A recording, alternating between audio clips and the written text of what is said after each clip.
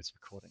So, good evening, everyone, and welcome to this interview with Priya Kapoor so you can take a note of this, prkcoaching.com.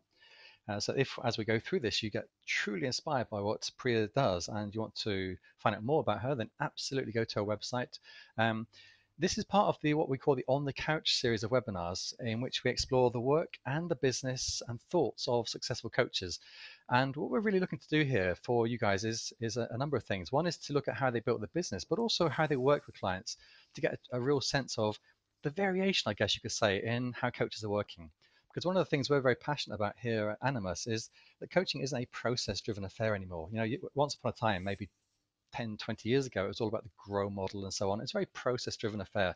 Now we realize it's about human relationship. So for us here at Animas, it's about sharing how coaches are working at different ways with their clients. So let me just talk you through, before I introduce Priya, how this webinar is going to work. Um, the one thing I should say is when it comes to the business side of things, none of our guests, Priya or anyone else who we have as guests, claim to be marketing experts. This is not one of those webinars where we try to pretend we can solve the world for you. This is just their journey. This is what they figured out works for them as a coach. And as I said, the idea is to really give ideas, personal experience, and examples, enabling you to get the knowledge and inspiration to continue your coaching journey. Because one of the things I certainly notice is a lot of coaches drop out of the loop because they kind of lose that feeling that they can really do it. And actually, when you see other people do it, you think, well, if they can do it, I can too. So one of the things I'd ask you to draw from this, if you're an existing coach, is just the fact that it's there, that it's happening. People are doing it, and if they can, so can you. If you're not a coach, then one of the things I'd like to do is perhaps attract you into the profession. So that's really the other part of why we do this. So how's it going to work? Well, first of all, I'm going to interview Priya, but we've kind of I've given Priya a list of questions, but it's not scripted in any sense at all. This is very much an organic conversation, but she has a rough idea of where this will go. For you guys, any time at all, please feel free to type questions into the question box, and as long as we're not like absolutely inundated, then I'll find time to pose them all to Priya. And last but not least, you guys are all on mute, so don't worry about any noises, don't worry about your dogs barking or anything else at all. Just sit back, soak it up, and really put your brain in the right gear to learn from this. And I would ask you to perhaps adopt the mindset of not so much tell me something great, but what can I take from this? This is, in fact, funny enough, when you think about the title of this is responsibility and happiness. I'd ask you to adopt that responsibility attitude right now and say, okay, I don't know what Priya's going to say. I don't know what Nick's going to say. Let me be the person to take what I can from this particular webinar. Okay, very briefly about me and Animas. I'm not going to go into too much detail here. Animas Institute was created as a way to really support coaches from the very outset of bringing them into the profession all the way through to their training, their supervision, their business support, and so on. That's really our big vision, is to help grow the industry of coaching in a very integrous way. And this is me, I'm Nick Bolton, so you can see the handsome face that's looking at you. Okay. Finally, let's move on to Priya. She's the real star of this evening, and you can hear a little bit of shuffling in the background there. That's Priya making some shuffling noises. I'm not going to introduce Priya because the whole thing is about Priya. So what I'd like to do is just kick off actually by asking you, Priya. Well, first of all, welcome you to the call. It'd be nice of me, wouldn't it? So welcome to the call. Thank you, Nick. Thank you for having me. You're welcome. I'm really, really looking forward to this conversation because I think the theme that we're looking at tonight, which is responsibility and happiness, and how you work with those themes with your clients, is absolutely critical. And of course, it's part of hmm your upcoming book, Whose Life Is It Anyway? So I wonder if you could perhaps just open up by telling us a bit about who you are, what's your background and what brought you to running your coaching practice. Okay, thank you, Nick. Lovely to be here. Uh, let's see, I grew up in the UK, but then went to the US and did my undergraduate work and then my master's in counseling psychology. So my background is in marriage and family therapy and counseling psychology. And what I found after working with therapy clients is that I was kind of a directive therapist. I like to get people thinking about going somewhere. So I'd heard it was the early days of coaching. So I'd heard about this coaching and I looked into it and then took a course in coaching and then started coaching people instead of doing, well, at the same time as doing therapy, and then moved into coaching solely. So that's how I got into coaching, just as a progression, really, on Hmm. how I could better serve people. Okay, so following on from that, what was it about coaching that sort of made you make that shift rather than staying where you were? Well, it's just because I really enjoyed seeing forward motion. I really enjoyed my clients making these goals for themselves and creating the action plans and really getting somewhere they really wanted to be. And so for me, it was a thrill to see that. And I felt like I was adding. So that's why I moved to coaching. Okay, and I understand, I think, Priya, forget me if I'm right, that you still combine these two. Sometimes you'll use counseling, psychotherapy still with your clients. Is that right? If I do, I'm very open about it. I'll say Yeah. we're going into the therapy realm. If you want to be working with someone else as a therapist, a core therapist, please do. And if I sometimes feel that it's core therapy work, if there's depression or major anxiety, chronic anxiety, or other mental illness, I will definitely refer out. But if it's just to shift a little bit of anxiety or a little bit of sort of melancholy, Hmm. then I'll use a little bit of therapy techniques. It's Now, interesting because when we've talked previously, one of the things you're very strong about, and I know it kind of does relate to this evening actually, is this ethical standpoint and mhm. your sense of boundaries, which I guess is your responsibility, your client, isn't it? Absolutely. I mean, really, this is my little drum that I like to beat because I think there's a vast difference between coaching and therapy. And I think sometimes if we're not careful as coaches, we can get into very dangerous territory where the psyche's involved and a lot of pain and wounding that has come from the past is involved. And that's not our responsibility as a coach. That goes to a therapist. And so it's knowing what what is your field of expertise and where your parameters are as a coach. And that's not saying shy away from everything, not at all, or shy away from anything difficult or painful, but know what you can handle and what you can't. And with time, you're going to be able to handle more the more you see clients I, it's and the more interesting. you learn. I hope it's okay if we kind of have this little digression because I always find that when I'm interviewing Mm-mm. people, I like to go where the conversation's going. But one of the things, the Okay. questions that comes up for me then is, at what point do you know what you can do until you've done it?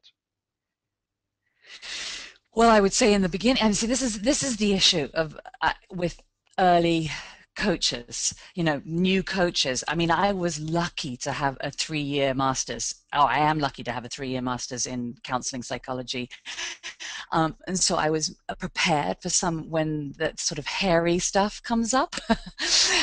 So I can recognize it. And I think for a new coach that doesn't have that background is to get as much information as you possibly can.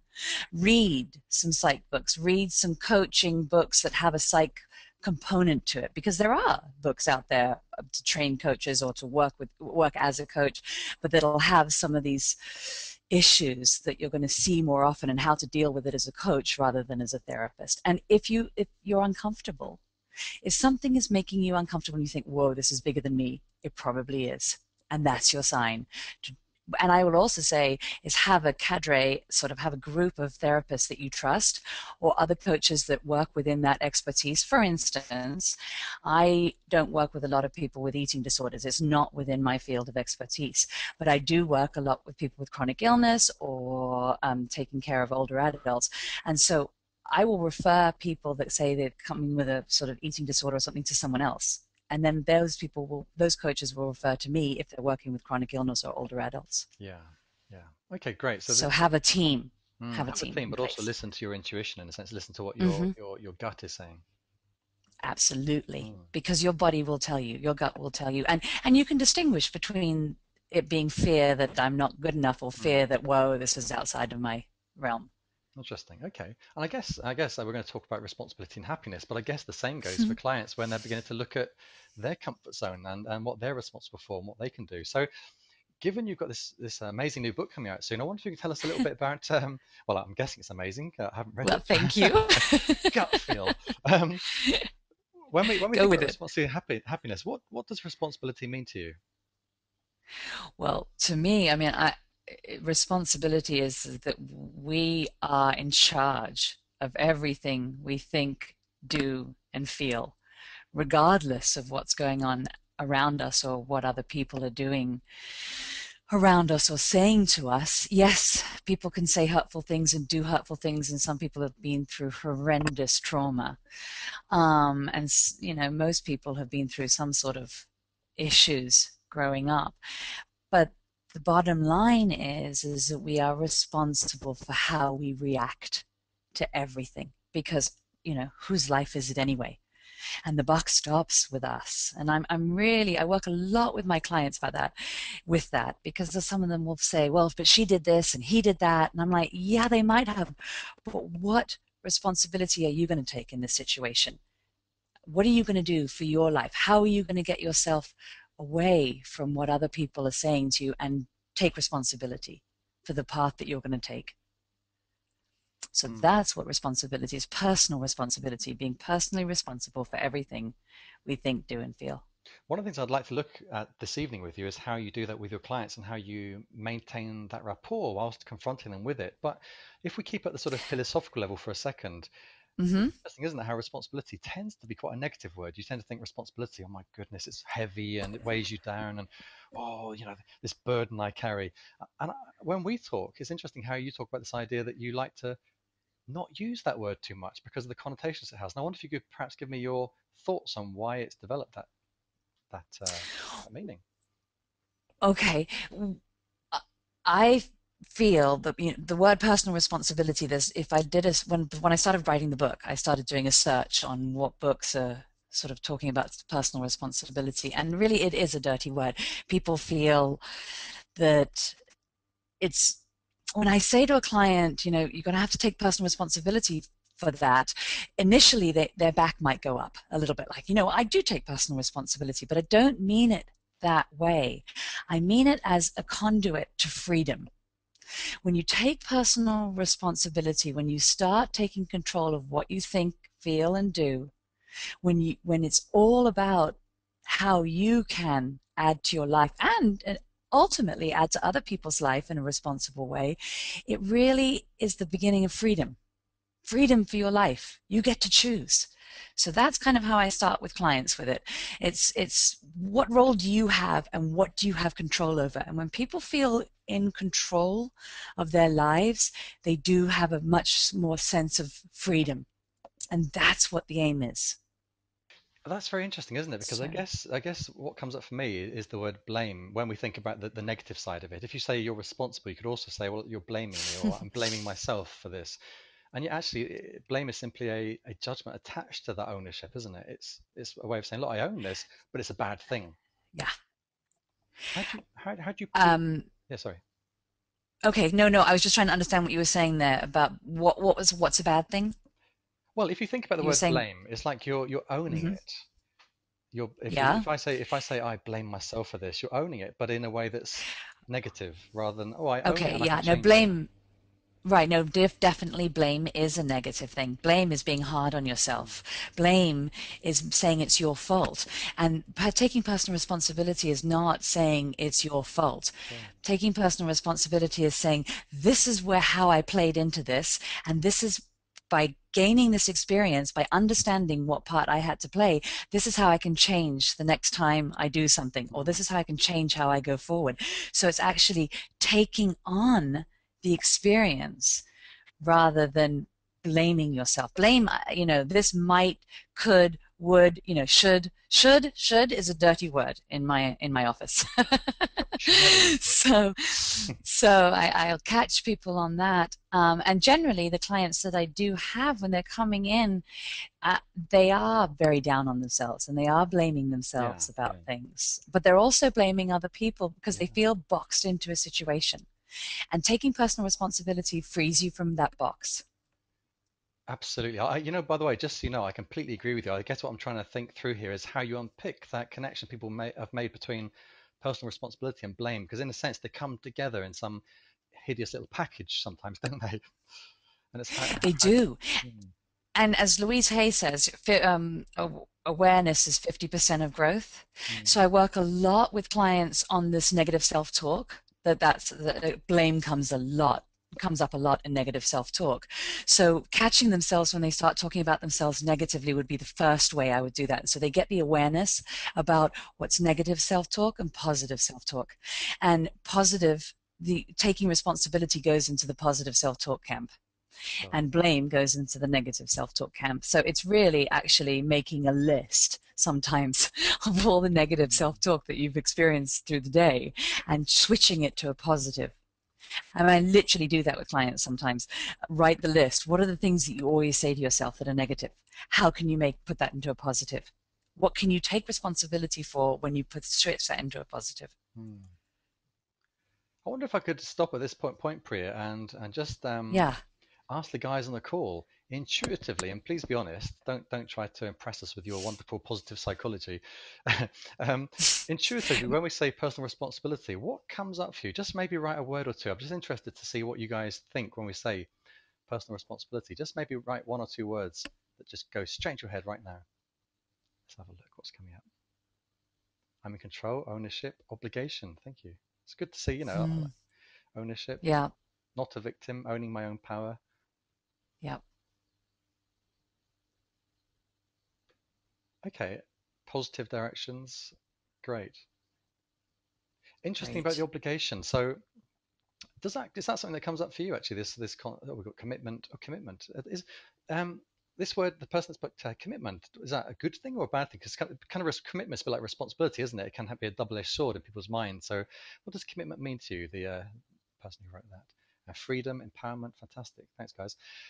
So this word obligation, is that something that comes up in the work you do with people, Priya? Like this sense of the obligation to themselves, perhaps, or to other people, or life? Oh, I mean, no, it all, a lot of it starts from obligation to Mm, other people, obligation to parents, mostly, obligations to socioeconomic norms and expectations, um, expectations of their work, people in their workplace. It definitely mm, stems from that. They've lived their life for everybody else, and all of a sudden they're like, this isn't working anymore for one reason or another. Something's happened.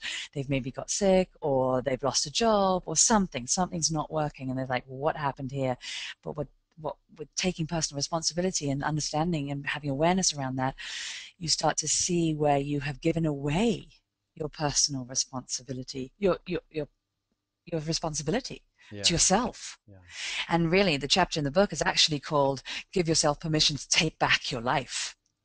And so that's kind of how I see taking personal responsibility. You're taking back your life Mm, from and people haven't taken your life away from you, mm, but for some reason or another, you've given it away just because you were a child and it was expected of you, mm. or you lived in a certain background or society or culture that required that. Now, there's cultural sensitivity that we have to take into consideration.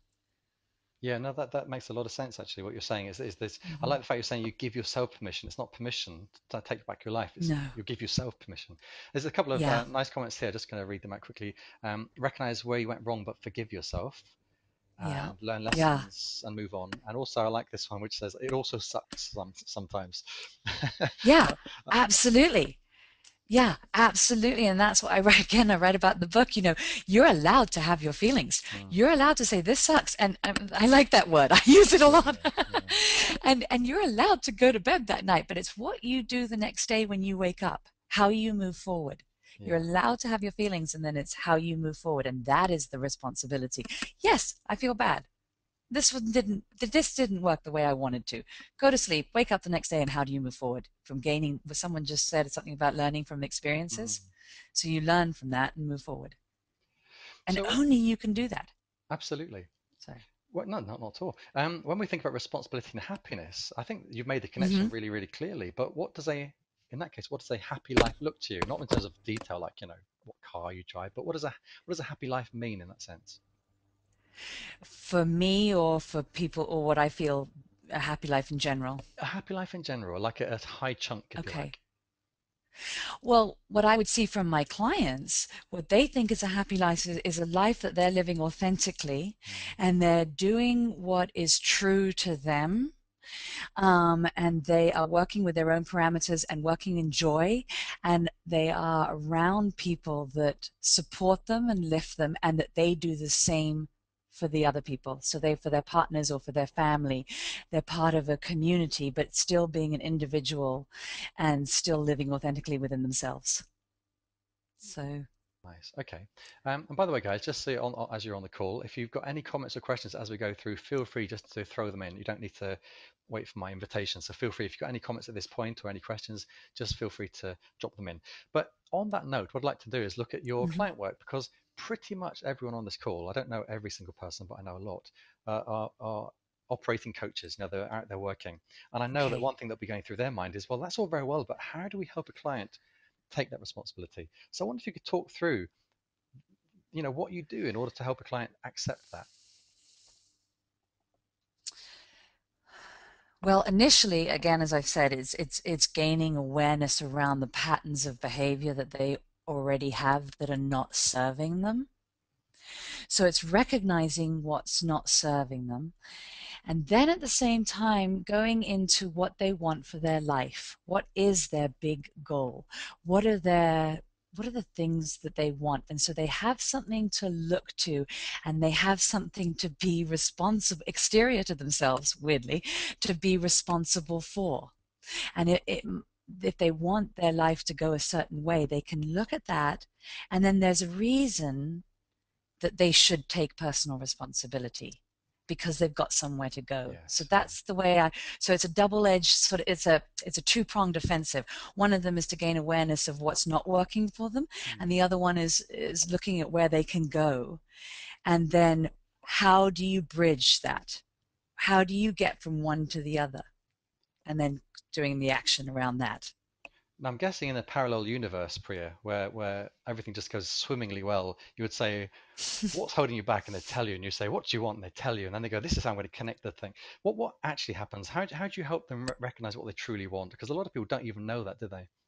Oh my gosh, absolutely. And this is why I've written the book. I mean, it really is give yourself permission to live your life. And so I've sort of outlined a little pyramid on how to get there. And the first one is knowing that you matter. Taking a look at why they think they don't matter, but then at the same time, straight away, doing things, identifying things that will fill their soul. And I mean, that could be as simple as buying a bouquet of flowers once a week. Hmm.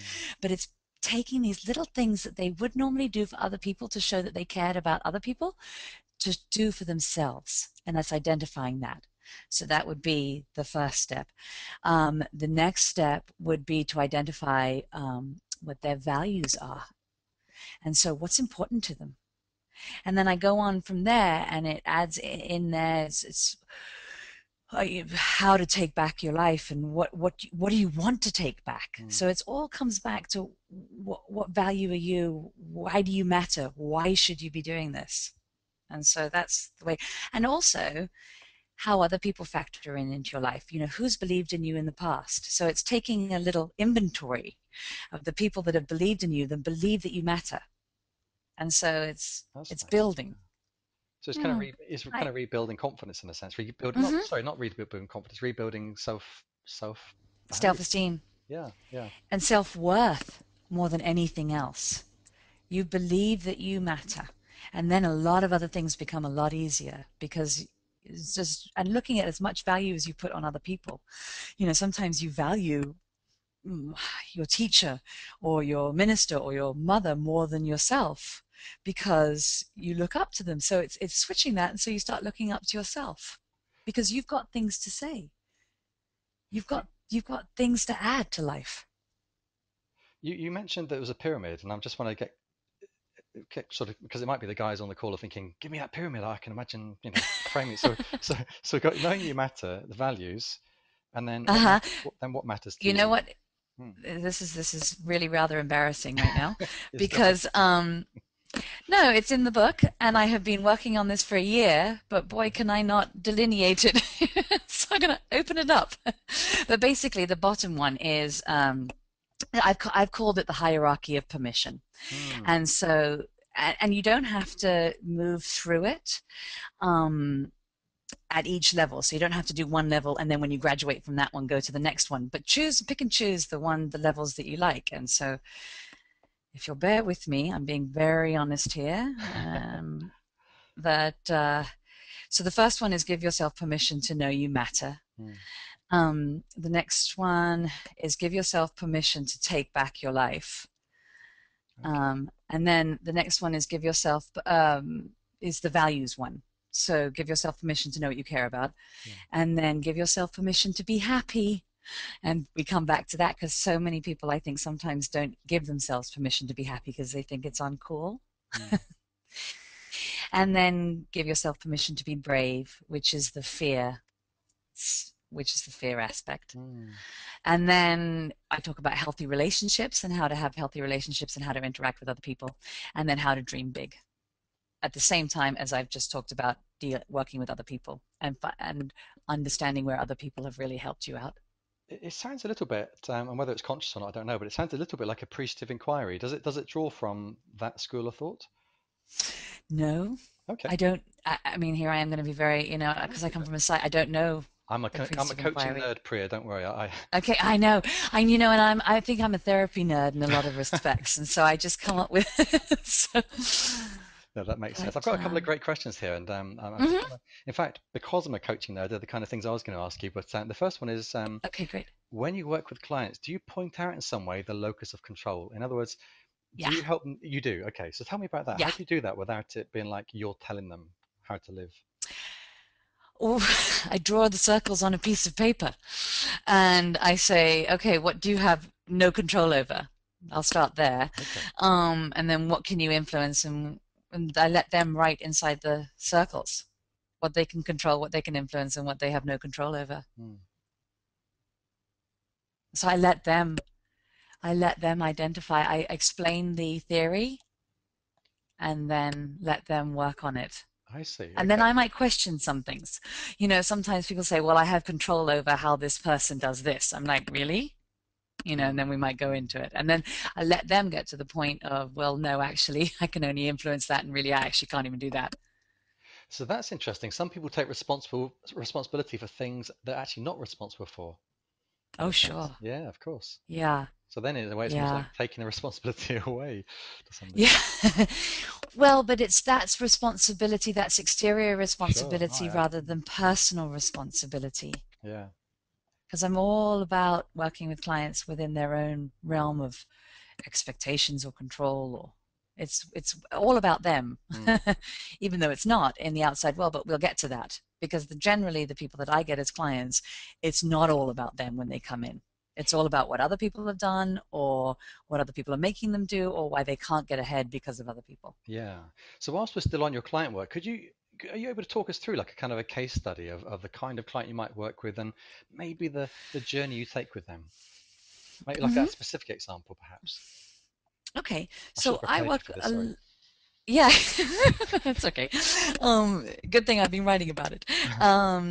No, I work primarily a lot with finance people in London, a lot of men, and that's a weird one because that's not what it was the norm in coaching. It's not predominantly male clients, but just because I'm in the middle of London and I get these referrals, and I love this population, and it's generally people between the ages of 35 to 50 that have been in finance for a bit of time and all of a sudden wake up and think,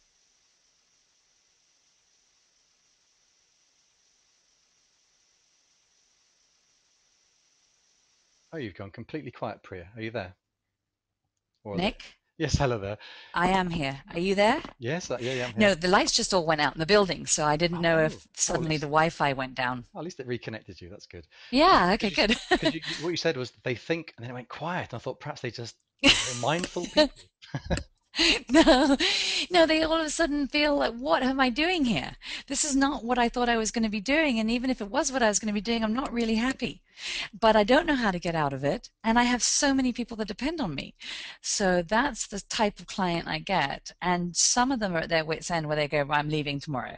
But they've been making quite a bit, or they've been making a living, and none of the family, their partners or their children have things they need from the breadwinner.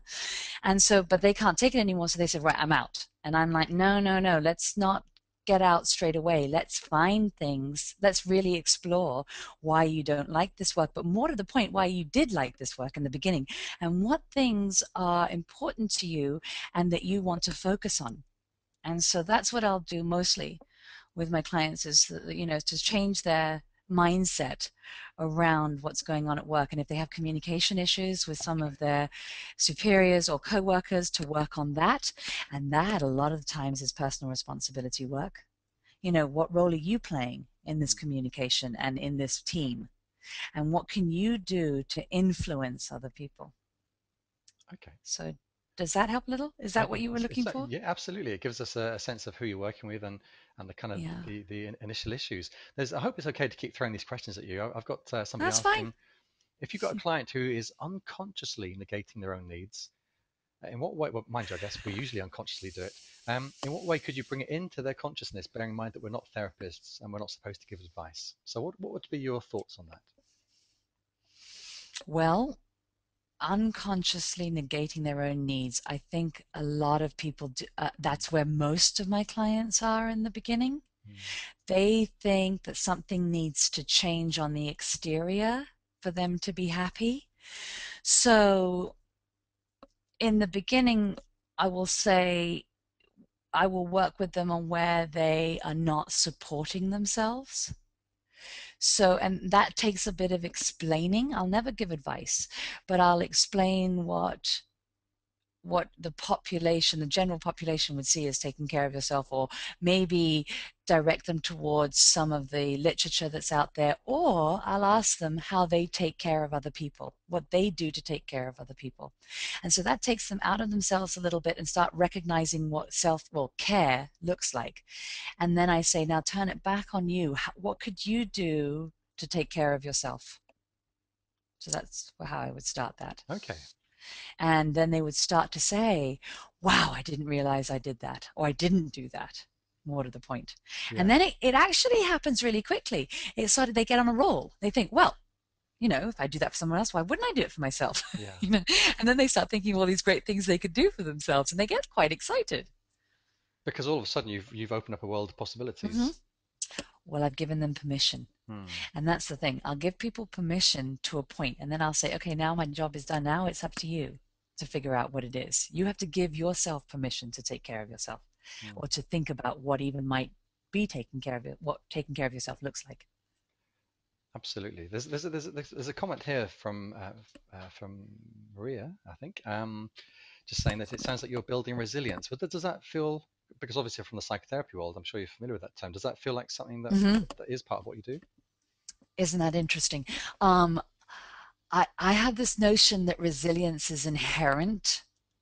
So it's hard to build resilience. I think we all have it in us. It's recognizing Okay. our resilience and how we um, transfer that into our current situations, so we can understand that we were resilient in the past, even though we didn't know it. Is going back and looking at where that resilience is inherent within us, and how we can just easily slot it in to our actions and working towards our goal. Yeah. It's really interesting as I listen to you talk. It's what being the coaching nerd I am, I notice a lot of sort of different approaches, and what I hear there is this brief coaching, which obviously came from brief therapy, on the idea of focusing on the strengths and what have you done in the past that's Yeah, worked, and actually yeah, understanding that you've always got that past experience to draw on somewhere. yeah.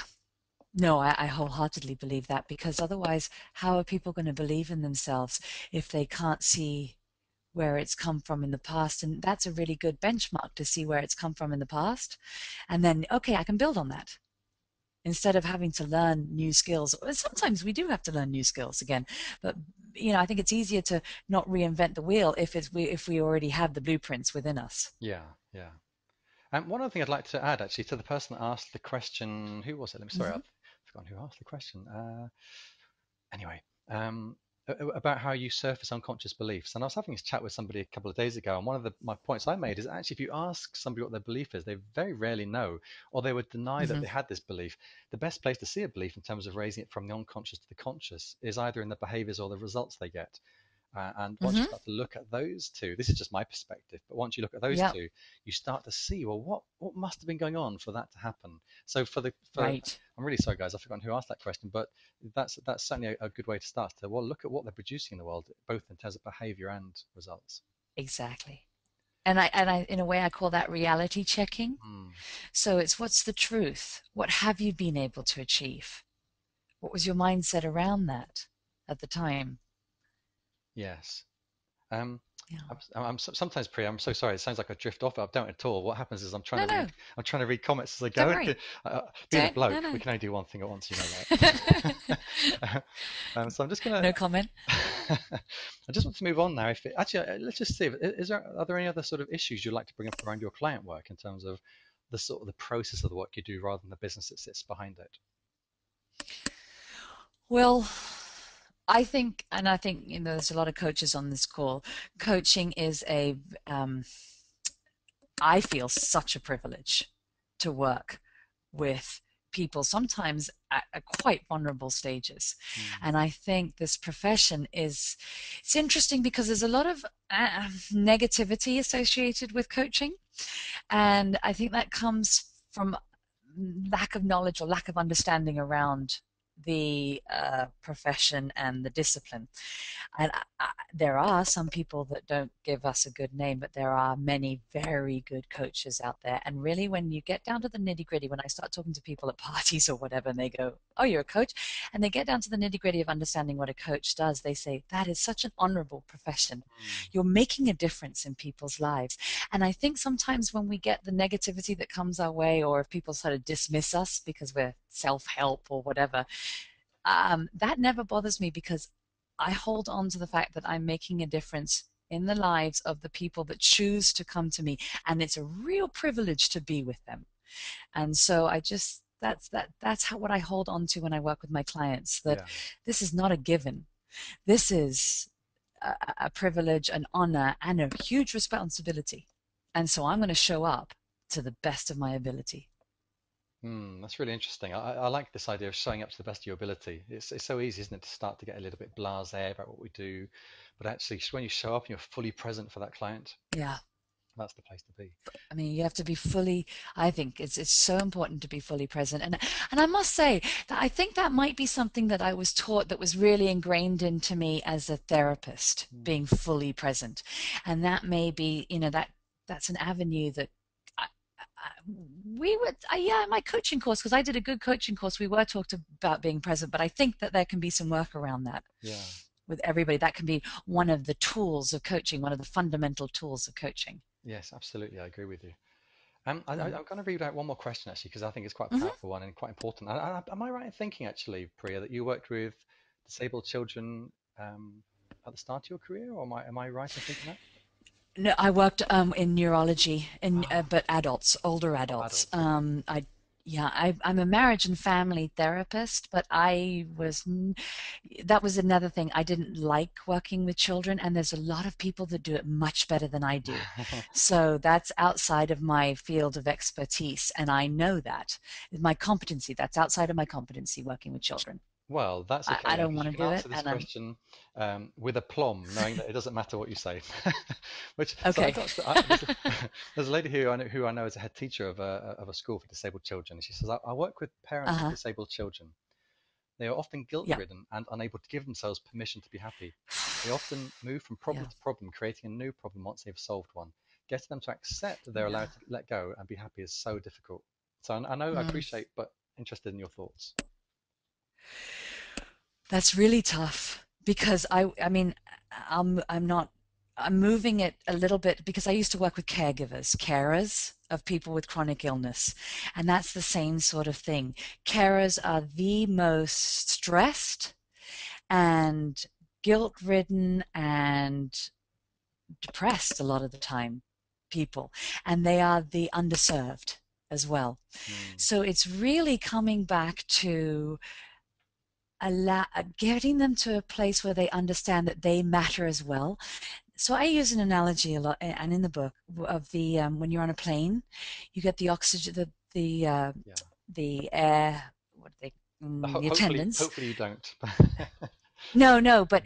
but all of a sudden the attendants will come over just Yeah. before you're about to take off and say, if there's, in case of emergency, a oxygen mask will fall in front of you. Please put on yours before helping anybody else. And that's the thing.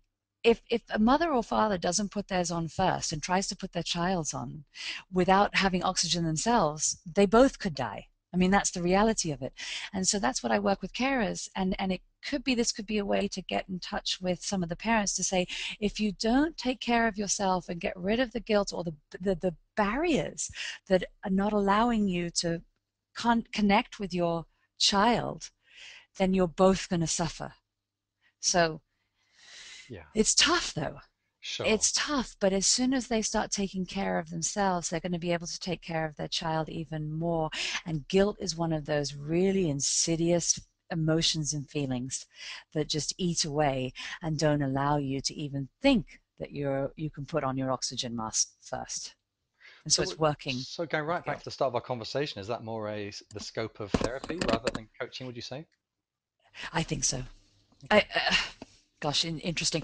I think at its very, very core, it's dealing with the raw human emotion of guilt and where that came from and switching the reality of that and the mindset of that.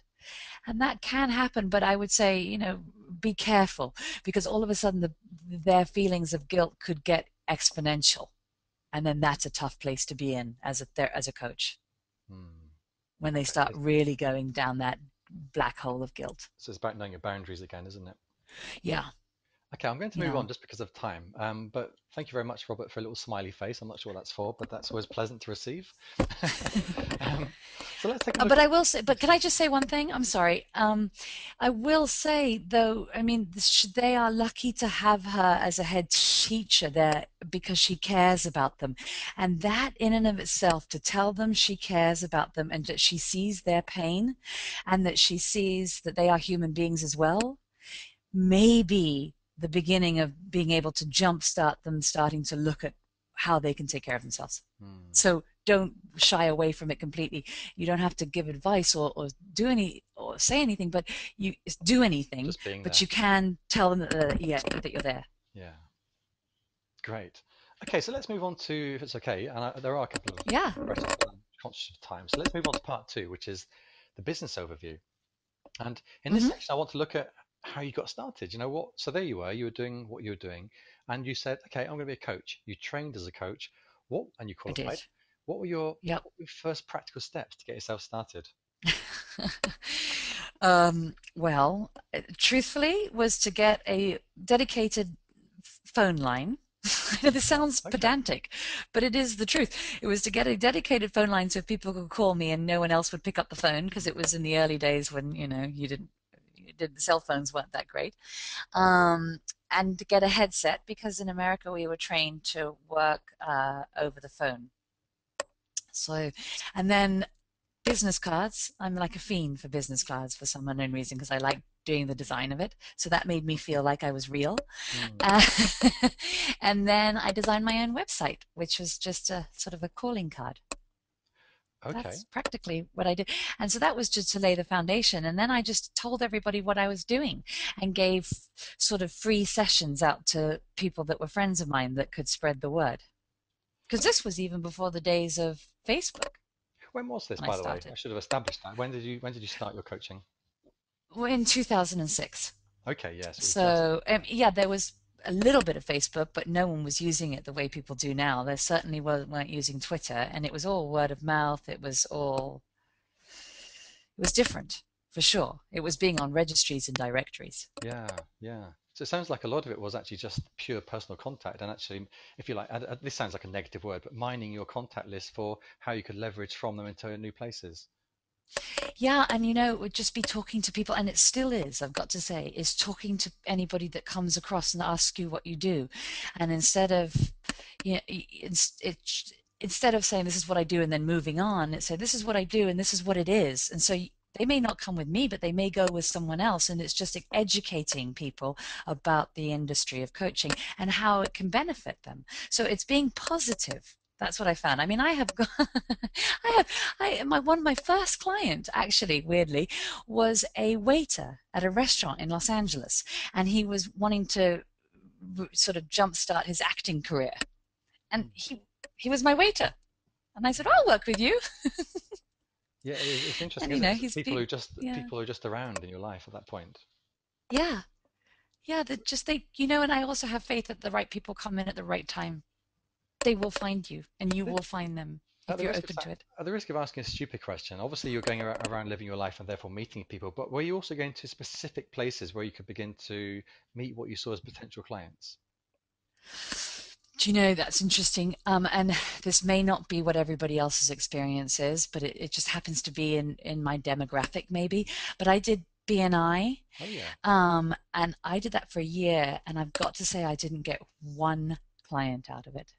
Oh really? And Okay. I'm yeah, and I'm not being negative, you see, that's more of a corporate, and I am more of a personal development, more of a my motto is I'm the coach that people go to when they don't want their companies to know that they're working with a coach Okay. because because I work with clients that sometimes want to get something out of their companies, like they want to get more pay or a different job or something like that. So, Let's take a look at that then. So that's your business now. How do you get those guys? So those aren't going to be your waiters you pick up in LA. What's your source of business now? well, it's referrals and word of mouth, which is Mm. tricky because a lot of those kind of people won't refer people. Mm. So it really is me getting out and pounding the pavement, and they have to sort of, it really is, they sort of kind of like me, and they trust me when I meet them at a party or at a dinner, or I tell my friends or people that I've met that I'm doing this, and then they like me, and then they come across someone that says, oh, I'm really struggling with this, and they're like, you know what, I met a life coach. And so sometimes they'll give my number, and then it's me following up right away. It's me being open and building a rapport on an initial sort of complimentary consultation. It's Yeah. being open and willing.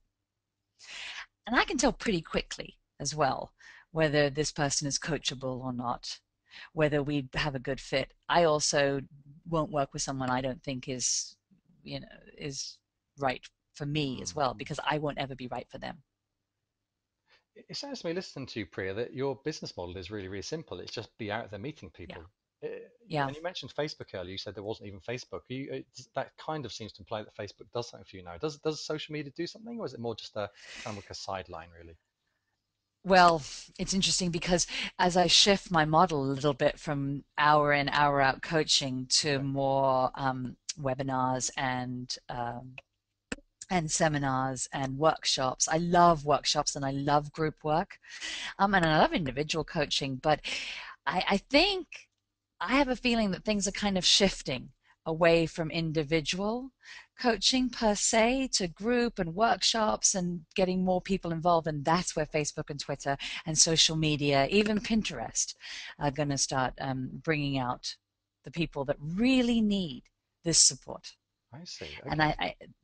I think the one-to-one is wonderful for people that can afford it and that have the capability of coming to you or have the time.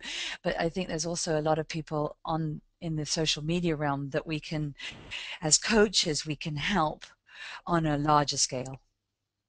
Yes, absolutely. But having said that, I think we have to hone our skills on the individual level. Yeah. Okay. So rather than just kind of training and then going straight into group stuff, you're becoming a true master of your profession first. Yeah, I think so. Because you learn. I learn from my clients. Hmm. I mean, I've learned everything practically I know about coaching, except, you know, I did my course and things. But where I really can put application in, or I can really understand people, is because I've worked with a lot of clients and I understand where people are going to go, where people's fears are, or But or anything. I'd like to explore this kind of from a business perspective, this move Hmm. from the single to the leveraged group and so on. But I just want to check in with the guys if there are any questions. Like, because sometimes I take things for granted as a business person that Priya must be doing, and you might be thinking, well, hold on, how does she do that? So are there any questions around Priya's basic model at first around getting clients from face to face? As what does that say? How can we help people on social media as coaches without going one to one? Okay, we'll explore that in a second. Um, So it looks like your description of how you get clients initially is pretty straightforward, and everyone's quite happy with that. Um, I mean, it's and I think there are probably, depending on your niche, depending on your focus and your demographic, there are many different ways to get clients. Um, absolutely. So, and so I will not say that mine is probably the easiest demographic to get. Not that any demographic is, but it's sort of, I call it kind of covert missions in a lot of ways. Okay.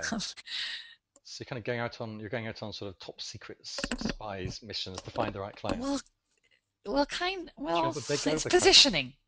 Well, no, but it's positioning yourself in the right place. It's Yeah, positioning yourself with the right people. It's the positioning with yourself with the people that you can be supportive of, that yeah. that will have a rapport with you as well. And how, I'm just thinking practically for guys who are just starting out, what would that look like in terms of thinking, well, how would you position yourself? Is it in terms of the language you use? Is it in terms of the service you provide or the cost? Or what sort of things would you take into account? Well, it's finding out what people need. Hmm. And sometimes, some people need something that you just can't give. And then so move on. But Hmm. find out what people need and what you can give. And then start marketing yourself to that group of person. And in the beginning, you think, well, everybody needs help, and how will I ever know what people really need help with? But there are demographics that sort of run in the same group and like the same things that you can start getting involved with. Does that make It sense? makes complete sense. In fact, it does kind of brings me to a question which is about your work, but I think it fits into this, which is Maxine's asking, is there a spiritual element to your coaching? And I'm wondering, given the nature of your marketplace, which is 35-year-old men in finance, whether that would actually go like, what are you bringing to me? How would you answer Maxine's question? Okay, so I am quite a spiritual person. Yeah, It's very interesting because as I was trained as a therapist, and unless you're in a faith-based course, especially in the States, spirituality and faith do not come into therapy yeah. at all. So I was not trained that way at all. And in fact, I had to learn everything I did learn about spirituality and faith, other than religion, Mm, myself. And I've seen how I can incorporate it within my life and the way I choose to move forward. So with my clients, I assess pretty quickly. You can talk about religion and find out how, and I'll sometimes ask, but it won't be in the beginning at all. mm, It'll be 3 or 4 sessions in where I'll say, what is your faith? And I'll try and assess what the level of spirituality is. mm. Some people absolutely want to work in the spiritual paradigm, and then I will work with them. But I take my cue from my client Yeah, sure, that makes always. sense. Yeah, excellent.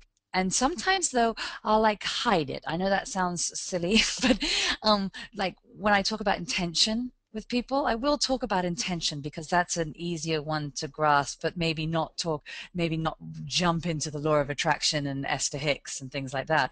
But I call it Jedi mind tricks. When you hold intention in the forefront of your mind. Mm. So So that they makes can people kind a of little link, happier. they can link to the language. Yeah. Yeah, So I'll nice. use their language Yeah, and come from where they are. yeah, that makes a lot of sense. Okay, well, the next slide actually was mindset and attitudes, but I want to skip ahead briefly to the future because we've kind of started to look at that, which is this movement towards a more leveraged business model using social Hmm. media, groups, webinars, etc. What do you see as what does that look like to you? Well, because or was a therapist and I come from that hour in, hour out, face-to-face model. And for a long time, I held on to that as the only way that I could really make change. I could help with change, or I could be a change agent. But what I'm finding out now is that people aren't wanting that as much. They're not wanting that commitment of hour in, hour out. People now, because of social media and technology, everybody's kind of moving at a much faster pace. I mean, we were talking about multitasking before the call. People are now getting used to multitasking. People want to dip in and dip out and try things. And then when they find something they like, then they'll go deeper. So it's giving people the option to dip in to the world of coaching.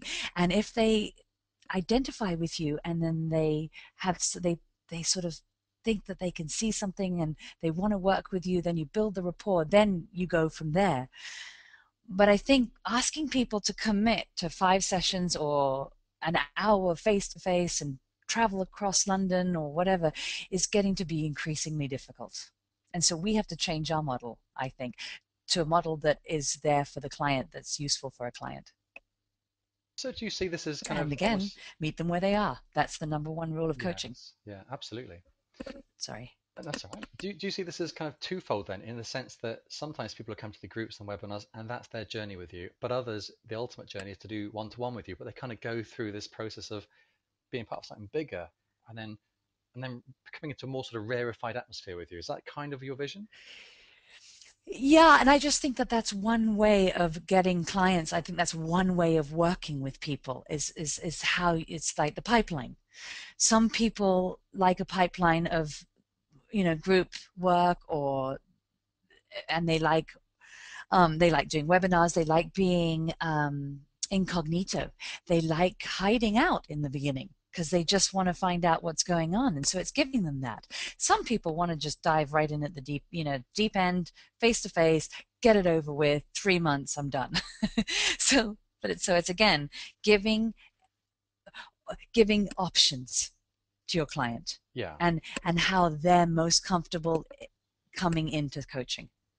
I think that's excellent, and I also would encourage the guys on the call to reflect on how they experience things. So sometimes I think we can forget Yeah. just to look at how do we experience things. And I know a lot of the guys on this call are training with us at the institute, Mm-hmm. and we do webinars in which we have this kind of interaction. And if you find that useful, there's a good chance your future clients would too. I would Yeah. just kind of position that in your brains, not to kind of say, it's all about one to one, because I agree with you. It's about meeting the client where they're at in terms of what they expect Yeah. from you. Okay. And we go back to this thought that some people are actually, we were talking about when people don't know they have limiting behavior Mm, or that they don't know they're not taking care of themselves. So how do we get them into the fold? mm, Because they wouldn't actually seek out a coach, but they might seek out self-esteem workshops, or because they're so uptight or embarrassed of what's going on, they don't want to show anybody or tell anybody, but they will sit on a call if it's on mute. And so you open it up for them. You give them permission yeah. to explore what's right for them. I completely agree. And interestingly enough, as well, related to that is how they find you, whether they find you Mm, through their problem or whether they find you because they're searching for a solution. So if they look for a coach, exactly. they're looking for a solution. If they look for self-esteem problems, they're looking for the problem. And they're more likely to Yeah, then come to a webinar or workshop. So yeah, that's good thinking. yeah, exactly. Yeah, exactly. They're looking, and also a lot of times they're looking for a relief of pain. Mm, And so it's how you can help people relieve that pain. And that does kind of go into the therapy, but it doesn't. It also is coaching. absolutely, it is. Yeah. So let's Yeah. talk about one more thing in terms of your future, which is the book. So Yes. I know you're still writing. I know it's finished, but you're still a perfectionist. But when does it happen? Well, I'm hoping in the autumn. I'd love to have a launch on Halloween, and so we'll see. Okay. Any reason for that? Yeah. Well, I just think it's change. It's the Day of the Dead, and there's a lot around it, but I just think Okay. November 1st is All Saints' Day, and it's people renewing, starting again, and so I think that would be fun. And Hmm. you know what? Life is about fun as well, and sometimes Halloween can be a lot of fun, Yeah. if you dress up or whatever. So it's just fun. And what do you hope, given all the hard work you must have done for this, what do you hope the book's going to do both for you and for the people who read it? Well, for me, I have a message to get out.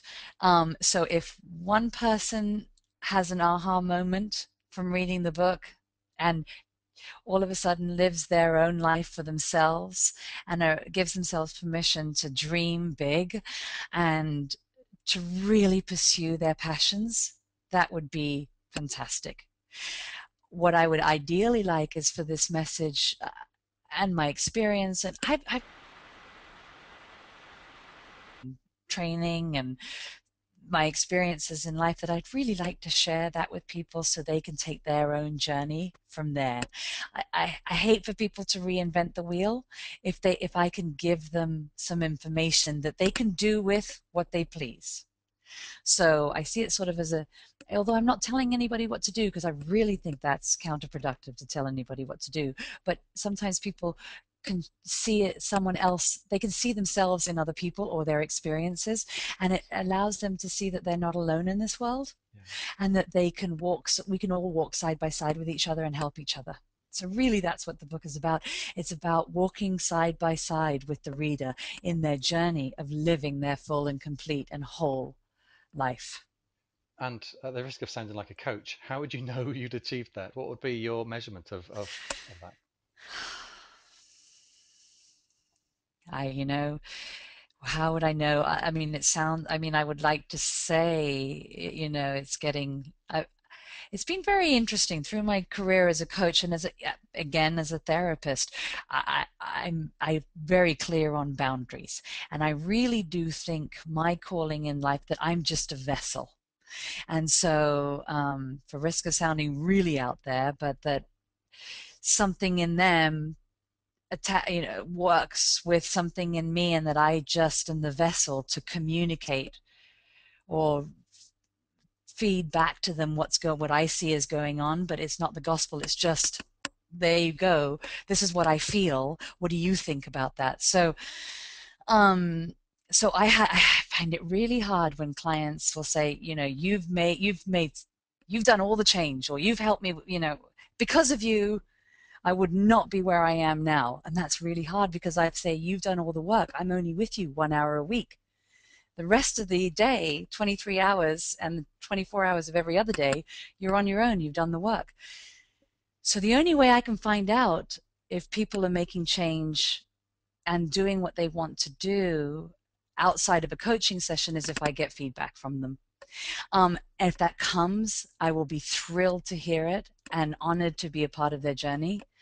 Um, but I can't expect it, and I won't expect it. Yeah. Nice. Yeah. Okay. I'm going to move on to the final thing. Before I do, actually, I've got Okay. one last, it's not so much a question, but a comment actually. And it relates to the idea of leverage through workshops. And in fact, it's Mm-hmm. the head teacher says, I run parent workshops on living with disability. Parents learn more from Great. each other than anything I can offer. But I do put a framework Absolutely. around it which helps them question their behavior. We have lots of tears and a lot of laughter. And I Yeah. think that's a really lovely message, that one of the powers of groups is they learn from each other, of course. Yeah. And they do, and that's really interesting, because I've done group work before and I really like group work. But I also, I have a I well, I'll just be honest here because it comes up in the book, but I have MS. And so I have been to MS support groups, and when it focuses on the negative and the victimhood, it's miserable. And that's no help for each other. But she said that there was a lot of fun and a lot of tears, which is support. And that's focusing on the positive. And also, what I find really important is that you focus on the similarities rather than the differences. Because we can say, well, that person's in a wheelchair, or that person has a cane, and aren't you lucky to only have a cane and not a wheelchair? No, we're all human beings. We all have hopes and aspirations and dreams, and yes, we're all living a new life. And with her groups, they all have the similarities of having these very gifted children in so many ways, and focusing on that similarity of what the children can do and what you can do as a group, rather than what can't happen. Sure. And that's how I worked with carers as well. What do we have in common? I mean, there's all these people had different illnesses. It was Parkinson's, epilepsy, stroke, Alzheimer's, very different illnesses. But the carer still feels the same way. All the carers have the same challenges Mm. and the same hopes and dreams for themselves. Yeah. Excellent. Okay. Well, I just want to finish off, if it's all right with you, Priya, to explore Mm. three big tips that you can offer to a newish coach starting out. And I wonder what you might say to them to either get their mind right or the practicalities right. How would you tell them to, and obviously it's just your perspective, but what would be your answer? I think number one is keep being a student for the duration. You can always learn from everything you read, everything you listen to. Don't think the education journey is over when you get your diploma. Hmm. But don't worry that you don't have all the information in the beginning. So that goes hand in hand. Yeah. Keep learning, but trust yourself that you will you will be available to help that person where they need you to the best of your abilities at that time because you're there. Um, so I think that would be number one, that we're always a student, keep learning. Um, Number two is not to get so caught up in the numbers game of clients and income, although it's absolutely necessary, but have faith that the right people will come to you and that you are the right people for them, and that you are the best coach you can be. I know Mm, that's a really ambiguous kind of sort of um, out there comment, but I think holding hard and believing in yourself, no matter what the numbers look like in the beginning, yeah. and knowing that you have a contribution to make. And if you hold that intention that you have the contribution, the clients will come and the right ones will, and you, because they'll feel that you're committed to their process and their change. I think those are three brilliant Um, tips. Oh, or maybe that was a oh second yeah, tip. that was Yeah. kind of that was summer too. Okay, well Sorry. we'll go with that. That's fine. They were three great I tips. kind of put a lot of things together sometimes. I've got to watch that. Yeah, and that would be number three. Always keep questioning yourself and watching what you do. Listen, if you're doing, I think if you're doing some clients for free for one reason or another, ask if you can tape it and listen to yourself. Okay, And brilliant. I guarantee I find every time I do it, I talk too much. So, so Interesting. that's my way of reining myself back in. Yeah, that's really interesting. I think you're absolutely right about recording it. I suggest that to my students a lot, actually.